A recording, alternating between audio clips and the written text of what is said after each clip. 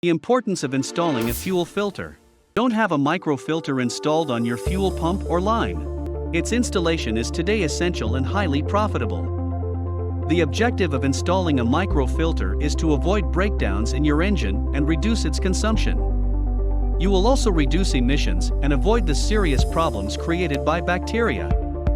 Currently, fuels are mixed with biofuels. This increases the presence of water, the appearance of bacteria, and the presence of solid impurities in your fuel. Discharged water, condensation, or leaks cause water and sludge to appear in all fuel tanks. Filters absorb water and microimpurities. By eliminating the water, we prevent the growth of microbacteria.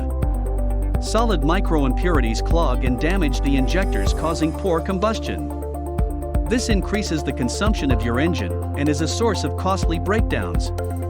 Microfiltering the fuel will keep the injectors clean, reducing consumption and emissions.